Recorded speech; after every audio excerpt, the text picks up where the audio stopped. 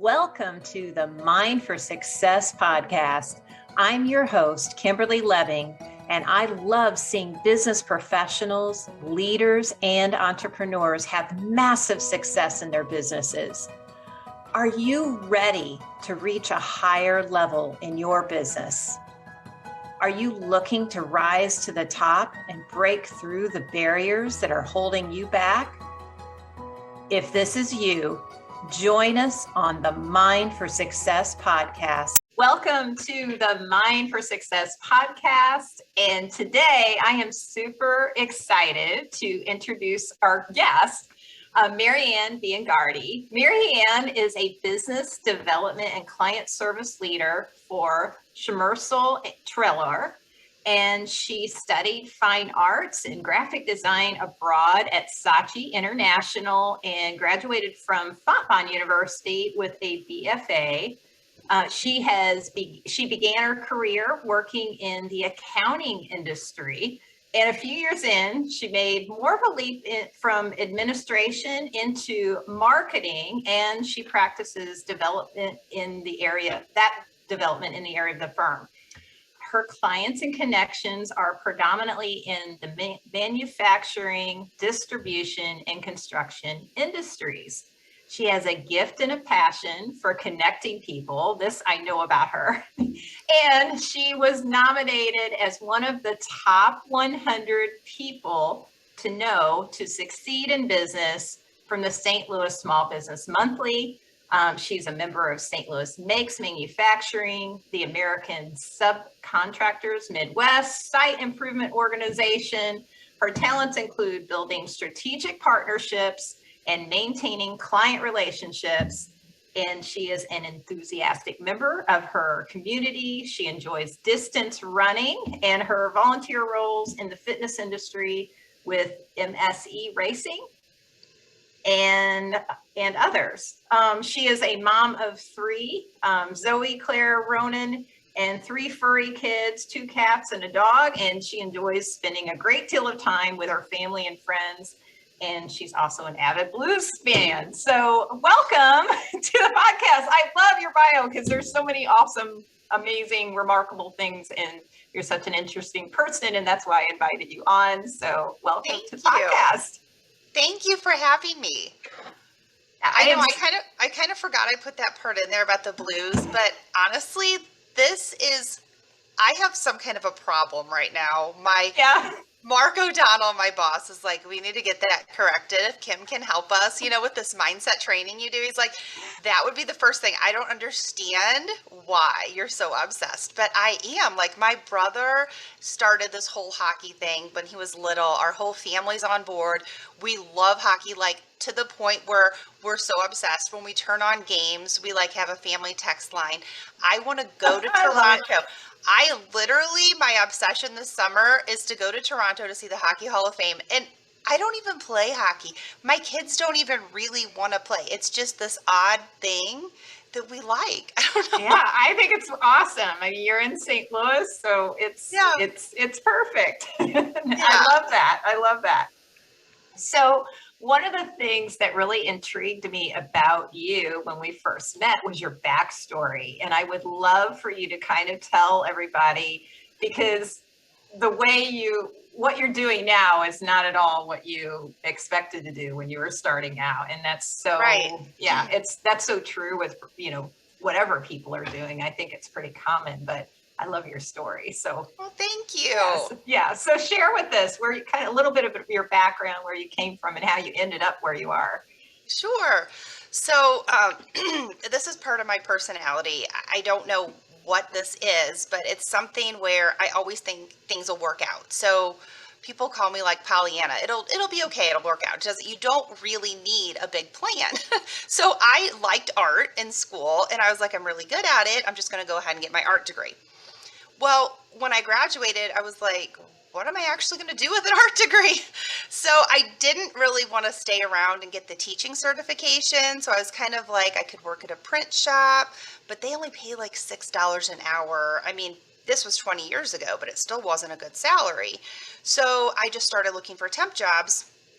And I ended up working as a temp answering phones for an accounting firm just for a few months. I was just going to work there. I didn't even want to take this job. I'm serious. Like when I heard an accounting firm, I'm like, that sounds super boring. I don't really want this. I just had my tonsils taken out. I was late for the interview. I wasn't feeling good. But the ladies in the office were so nice. The office manager and this admin, they're like, honey, we love you. We love your personality. You could definitely do this. And we won't hold you back from your art career. You can keep looking for that. Just work here for a little bit. This other girl's out on maternity leave. When she comes back, take another job. Well, in the meantime, I really liked it. I liked the people. It was a small firm called O'Donnell Bone Breaking Company. So run by Mark O'Donnell and Jim Bonebreak. And the one partner, Mark, just kind of was like, you know what, Marianne's really good at the art aspect, the creative. She can do our website. She can do a lot of projects I've been thinking about doing, but didn't really want to hire out like a marketing firm. She can kind of do that branding, and she can go to networking events. We can try to use her as business development. So they created a role for me at the firm. So of all things, so that's part of my plan when I tell kids, my kids or any other, the younger generation, just get your college degree. It will work out. If you have that, you have the knowledge for how to accomplish things, how to use the computer. You can get a job anywhere. As long as you have that college knowledge, you can 100% get a job doing anything. And, now I'm in marketing and business development, and I love it. So my true passion isn't even art. It's just connecting with people. And I just love this boss that I work with, Mark O'Donnell. So I followed him even when the other firm dissolved. The other partner had retired, Mr. Bonebreak. Mark joined with Schmersahl Treloar. So I followed him to the next firm. So I've just been working with him my entire career for like 22 years. Awesome. And you can tell, I mean, it's so evident. I'm sure people that are listening can hear it in your voice. You're such a people person. So getting you out marketing and doing that part was very smart on his part, and obviously you're doing a great job at it. Thank you. Yeah, just to get the right people. That's a good leader too, to get the right people in the right seat on the bus, like at the company. Yeah. So there's certain things some people are good at, and things accountants can't really go out and network. I mean, they can, but it takes an extroverted accountant to do that, and there's not a whole lot. Yeah, and that was one of the questions I wanted you to talk about a little bit is some of the challenges with personalities and using people for their strengths and recognizing what their weaknesses are. So of course, yeah. So that is something that we kind of we try to push more marketing and brand awareness at the firm, and part of it is trying to get the accountants out to events. And there are some of our tax managers so incredibly smart. Like they could tell you there are things that just rattle off their tongue. Like if you ask them a tax question, they don't even have to look it up. Like they don't Google. I mean, they can give full report. You want these people doing your tax return. They are some of the smartest people that I know, but you don't really want them out getting new business, because they don't really have that. I mean, everybody has their own skill set. They can do it, but they're not going to be comfortable. So everybody uses their own skill set. So that's kind of part of the challenge is when I first started doing the marketing at Schmersahl Treloar, because Mark and I kind of had it under a certain, we kind of had it like all smooth running at the old firm. And then we kind of went to the new firm, and there was some challenges like who's going to go to events with us? Who do we want to go to events? Who do we want to bring? And, just kind of getting more people out there. And we just needed a few more people to go with us. Like Mark and I can only do a couple of organizations, but just to get the brand where we wanted it, we actually did recruit a few people, like the office manager, Julie Harding. She's great now. She comes to events with us. The audit manager, Kelly, we've got her out. Nathan's really into it, Quinn. So there's a few, because we've got like 35 employees that we can get out, and they really enjoy it now. They're like, we didn't know business development was this fun. So there's a few of our more extroverted accountants that we can come and pull with us now. That's awesome. That's awesome. And I love that. I think it's so important to use people where they're strong. Right. Yeah, absolutely. So I know you are so good at networking. So I want to lead and talk a little bit about that. I mean, I would consider you an expert. I don't know if anybody's ever told you that before. I don't know. But the fact that you are top 100 people in St. Louis to know, that said, I mean, that just speaks volumes. So you didn't get that title for, nothing. So I would love to talk, because I know it's a passion of yours. I'd love for you to just talk about and give us some tips about networking, like what works, what doesn't. How'd you get started in networking? So with the networking, I don't know, just like we started, 15 years ago, back with Mark. It didn't happen right away. The first few years I worked for him, but then one day he said, you know what, I think we're going to try something new with this event partner we have, or this partner, it wasn't an event partner yet. The sales guy we work with, he's got his own sales company called Seal the Deal, where he will go out to companies and kind of do consulting. And his wife does this marketing. So let's try to all bring, 5 of our clients. We'll meet at Trainwreck. It started out with 12 people. So we brought 6 clients. They brought 6 clients. And there was we called it the dirty dozen. There was 12 of us just sitting there standing around what do we do? And then, now 15 years later, we've grown this thing into 150, 200 people because we got smart about it. The word grew, we all promoted it to all of our lists, and we brought in third sponsors to each event. So not only do we sponsor it and send it to all of our list, we bring a third that rotates, so then the list grows. So every time we bring in another sponsor, they have a list, so then we add people to that list, so then it just grows. And now everybody started to know me. I mean, so 15 years kind of in the business, and people know when you're friendly. I'm at the front, collecting name or giving out name tags and talking to people. I'm so glad you came, and here, give me your business card, and who are you looking to meet? So if they want to talk to, construction owners or, whoever they want to meet, they want to talk to an estate lawyer. I'm like, oh, Stephanie's over there. So I can kind of point them in the right direction because I know the crowd so well. And then I can help them later with follow-ups. So I met somebody and I don't remember where they worked. So now my list is growing, my connections are growing, and people are introducing me. And then also I met Jennifer Bardot, who was incredible. Yes. She is just a force of nature in networking, and she knows everybody. So if you say, I want to meet so-and-so, she'll send you 12 names. Oh, you wanted to meet this person, but I also think you should meet these 12 people. And so it's just over the last few years, it's just exploded. So I don't know. I really enjoy it. I love talking to people. I want to help people. So I want to know who you want to get in front of, who I can introduce you to. And it makes me happy. I love it. And it shows. So if there was one thing or one tip about networking that you would give to just other business owners that are out there, what would that be? Just to really be present and be at events. If you can't go, send somebody from your team. Just to increase your brand awareness, you just need to be there. If you join associations, you definitely need to show up. You can't just join and be on the back, just kind of show up once a year. You really need to be there. Join committees. If you can't do it as the owner, send somebody else. Mark sends me all the time, so then people get to know, oh, there's Marianne from Schmersahl. And then the brand grows. So they know you, they know they can trust you, you're around. And then if they need you, don't ever hard sell like we don't. You just build relationships. You're just there. So I might know somebody for 2 or 3 years, and then they say, hey, by the way, I'm looking for a new accountant, or, what's the deal with that ERTC credit? And can you, help me with that? And I'm actually not allowed to give tax advice anymore because I take bits and pieces of it, and I'm like, oh, I think we can do this. And Nathan's like, don't ever tell anybody they can skip an estimated payment. I'm like, oh, is it that big of a deal? But people like me, and they'll also tell me if there's something wrong, which is good. So they'll confide in me, hey, we didn't get a follow-up on this. I emailed 2 days ago, and I'm like, oh, I'll get right on that. Oh, Nathan was out of town, or something like that. So it's good to have the technical people and then me that they can share info with.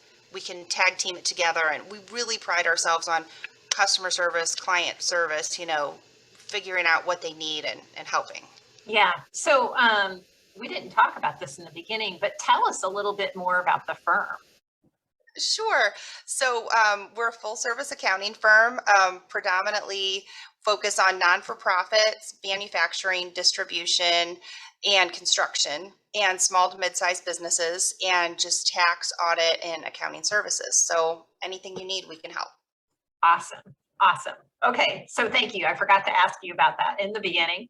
I want to get back to, because you're the way they've set everything up, with you doing the networking. I want to go lead back into that. We had talked about before how you have used networking as a way of having resources for other people. So could you share a little bit about that? Oh, sure. So yeah, I do like to, again, help people and make connections. And then I just talk to everybody. There's not one type of person. Like some people say, oh, you go to networking events, you just go to the business owner. No, you don't do that. I talk to literally everybody. You never know what connection that's going to come with. And I like to make sure that I'm serving and helping people. So you don't know whose life you're going to touch, so if you meet somebody, they might not be able to use your services, or even it might not even be about that. It might be that they just wanted to talk to somebody today and you were the first person, and they might say nice things about you. So talk to literally everybody. And then they might, have like their uncle might own some big construction distribution company. You have no idea. You just need to talk to literally everybody. That would be my advice. And then for the resources, now I have this huge database of people. If anybody needs anything, even my brother is in Jacksonville in the news. So he's like, well, at some point I might come back to St. Louis, but I need a job like at NBC. And I'm like, well, shoot. Or, with the Blues, we love hockey. I'm like, I met John Kelly, the announcer for the Blues. Like if you're like me and want to make all these connections, people, and then you can help other people, to get in front of the people they want to meet. Absolutely. And that's how you got to be in the top 100, truly, because you talk to everyone and Right. You're such an amazing connector. Because I know when we connected, you did the exact thing you were talking about. You connected me with several other people, and it was just really great to watch somebody that loved, and it just shows through. So, which leads me into my next question, or I guess topic, is how important is it in networking to be authentic? It's extremely important. You have to be authentic. It's just good to be authentic and honest anyway. But if you're like a chameleon and you try to be somebody different in every situation, nobody's going to know the true you. So it's just better to be you. And at first I thought, I'm not super articulate. I say I can't change that about me. That's just who I am, but people have grown to love it. I don't need to be the most well-spoken person, as long as I'm nice, as long as I show up, I have a smile, people like to talk to me, and you also have to follow through. So if you say you're going to do something, you need to do it. And I'm not the best about it. I try super hard, but I also have this touch of ADD. So I have to really focus and write tons of notes. And there are times when, shoot, I forgot to do that. And I'll remember like a couple weeks later, and I do my best to catch up. But usually, at least now, I'm trying to make a better effort to take notes. If I say, oh, I'm going to give you a copy of that grit book and I'm going to make an introduction for you, I actually do it. So that's part of being authentic too, is follow through on what you say. Absolutely. Absolutely. That's huge. That's huge. And I think that's important for anybody that's making connections, because I think everybody's had it happen to them. And I know I've done it too, where Yes. You go and you talk to somebody, you have a one-to-one, and you meet them out networking, and you're like, oh, I'll introduce you to, name some people, and then nothing. Right. Or a week goes by, like you said, and you forgot or whatever. And I think that's just a growing point that probably a lot of people could use. Yes, it is. And it's really hard. I think the next podcast, you should have one on somebody who's like really organized, because I was listening to this woman. No, I was listening to this woman the other day, and I was like, wow, this is amazing. The SACI Twishel. I don't know if you've seen, I'll send you that link after this. But this girl is so good at what she does. And she gives organizational tips on her morning routine. And I'm like, wow, I'm learning so much from her in just a couple of days, but I personally need more of that, because I hate that. That's one thing, if I could change anything about myself, that I would really even be more conscious. And if I've forgotten to do anything, for anyone listening, please email and text me and I'll do it. I lose sleep at night over this, but I try to be so good about it. But there are, when you're in conversation, things just go over. And I'll absolutely. Try to email myself or take notes from my phone or something, just so I don't forget. Yep. We all do it. So we're not perfect. So we all do it to some, but getting to that point where you do what you say you do. I mean, that's right. What it comes down to is doing what you say you're going to do, with the best intentions. I mean, like I said, right. We're not ever perfect. Yeah. And then people know they can trust you too. So it all comes back to the trust. They did what they said they were going to do. Maybe I'll trust them to do my accounting, or, that's starting to build the relationship. You have to start with that.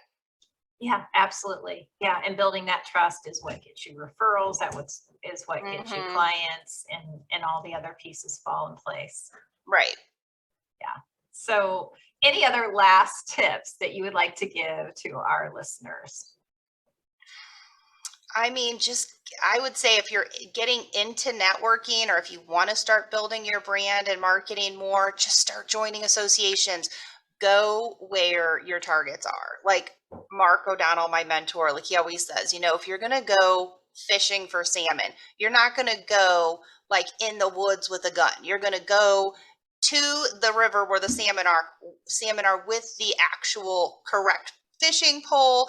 You need to arm yourself to go, so we kind of follow the construction and manufacturing. So we joined those organizations. That's where you need to be. Just find out where your targets are, go there. If you need any help, please look me up on LinkedIn, Marianne Biangardi, shoot me a message. I'll connect you with anybody. If I forget, keep hammering me. It might take me a day or two. I will do it. I'm like working on myself. That's like my goal for this year, to make sure I follow up with every possible thing. Awesome. And that was my last question, was how do people connect with you? And you beautifully led right into that. Is there anything else that you want them to see or connect? And we'll make sure that that's in the show notes. Just like, if you have any questions, find us. STCPA is our website. But I think probably the best is literally just to, send me an email or connect on LinkedIn. So email mbiangardi@stcpa.com, but we probably have to spell that. And then I'll have it in the show notes so that people can actually see it. So thank you so much for being on today. And for our listeners, thank you for listening. Be sure and connect with Marianne on LinkedIn. We'll have her email and her website in the show notes that you can click on it and connect with her. So thank you so much. This has been an awesome podcast. Thank you. You shared so much value. Thank you so much. I'm glad. Thank you for having me on. Are you ready to break through the barriers that are holding you back and reach a higher level in your business in just 4 hours? Be sure to click the link today and join other high-achieving professionals that have worked with Kimberly Lebbing to accelerate their success.